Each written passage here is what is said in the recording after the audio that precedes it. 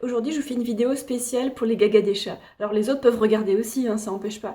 Mais j'aimerais bien vous expliquer, enfin vous raconter comment j'ai réussi à avoir une relation aussi sympa, aussi complice avec mon chat. Vous avez vu, hein, je le porte un peu comme je veux, et puis quand je lui parle, il me répond. Il rentre tout seul dans sa cage quand je dois le déménager. Il est super sympa ce chat, et puis il me griffe pas, il a confiance quoi. Comment obtenir une telle confiance d'un chat, quoi.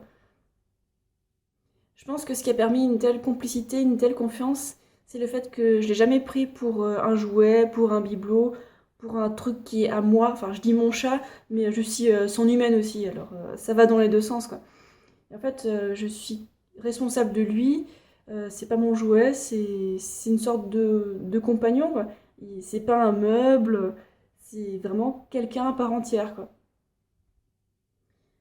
Alors, par exemple, pour le porter, ben, j'arrive à porter à peu près tous les chats, moi. Ça se passe bien, en fait. Alors, quand on porte un chat, ben, je vais vous montrer.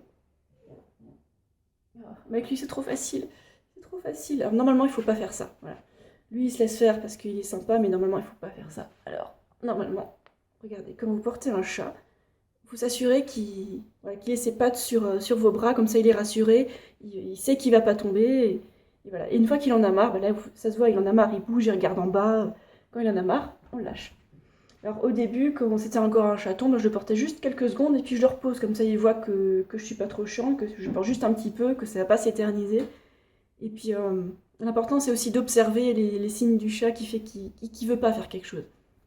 Comme ça, quand il regarde en bas, quand il commence à se démener un peu, bon, c'est qu'il veut descendre, hein, c'est clair.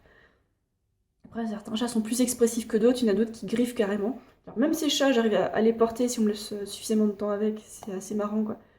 Je pense que la clé, c'est d'être attentif au langage corporel de l'animal et de bien voir s'il y a quelque chose qui veut pas faire, pas le forcer à faire quelque chose, parce que bon là, c'est la cata, c'est là qu'on perd la confiance du chat, quoi. Et s'il miaule, ben, c'est quelque chose d'assez rare en fait dans la nature qu'un chat miaule, c'est vraiment qu'il se bat ou alors qu'il y a des situations assez rares.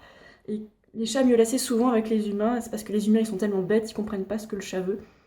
Alors qu'une tête de chat, c'est tellement expressif, quand on observe un petit peu, qu'on apprend à les connaître.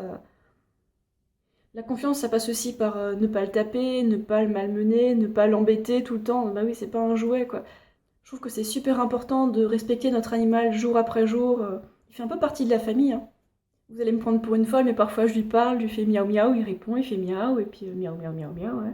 Et par exemple, quand je m'en vais de chez moi pendant un jour, ben je vais lui parler, je lui dis, écoute, Absinthe, je serai pas là pendant 24 heures, mais après je reviens, promis.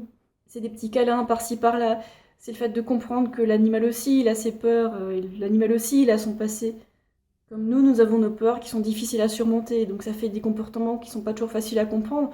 Là, Absinthe, il a 10 ans.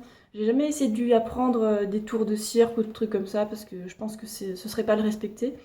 Mais après, on arrive quand même à communiquer, et c'est très très marrant parfois. Il est en train de commencer à faire une bêtise, je vois, il fait Absinthe, il fait un petit miaou très rigolo, et puis il fait oui, je sais que je sais pas bien, mais j'ai très envie de le faire quand même. Enfin, on reconnaît des expressions, c'est très très rigolo. Et puis si je suis à l'autre bout de la pièce et que je l'appelle de manière insistante, bah, il vient. Il vient voir qu'est-ce que je veux, quoi. Alors des fois, je vais juste lui faire un petit câlin. Et puis des fois, je lui coupe les griffes, ce que je fais plus maintenant vu qu'il est à la campagne, donc il a besoin de ses griffes pour dehors. Ou alors des fois, bah, faut que je mette dans la caisse du chat pour le voyage. Oh, des fois, c'est des trucs sans importance, mais il vient et puis cette relation de confiance. Alors que s'il me faisait pas confiance, ben, il viendrait pas, quoi. Il se planquerait sous un lit. Enfin, c'est ce qu'il faisait au début, hein. Il se planquait quand il voyait les valises et tout, et puis maintenant, ça va. Maintenant, il est calme, il est en paix, quoi. C'est un chat assez serein. C'est cool. Puis en plus, c'est un chat poli. Il fait pas trop de bêtises. Au tout début de ma chaîne, j'ai fait une vidéo, je sais pas si vous l'avez vue ou si vous en souvenez. Je me promenais dans les champs, dans la rue avec un chaton. C'était pas Absinthe, c'était un autre, c'était Calidor. Et puis il me suivait comme ça, sans laisse, et puis il me suivait en trottinant, en miaulant. C'était très très rigolo. Donc je l'appelais, il venait, et puis il restait à côté de moi. Et c'était super rigolo. Après, il avait pas une super endurance, vu que c'était un chat un peu paresseux, donc au bout d'un gros tour, il était crevé. Il était posé par terre. Ah, je peux plus, j'aimerais bien te suivre, mais je peux plus, qu'il disait. Enfin, c'est ce que je comprends. Je pense que la meilleure manière de communiquer avec les animaux, c'est de passer beaucoup de temps avec eux, apprendre à reconnaître leur comportement et puis développer une relation d'animal à humain. C'est très rigolo. Après, je comprends pas ce qu'il dit quand il miaule, quand il fait miaou miaou, miaou, je comprends pas, c'est pas des mots pour moi, mais ça signifie quelque chose. Si vous êtes gaga des chats, je pense aussi que vous reconnaissez des expressions sur le visage de votre chat. Bref, en 2 mots, ce que je trouve super important pour une relation chat-humain, c'est d'être attentif à lui et de le respecter. Voilà, c'est tout, c'est à peu près tout. Bon, j'espère que ça vous a plu, mes élucubrations miaou miaou miaou, et puis à bientôt pour d'autres vidéos. Ciao.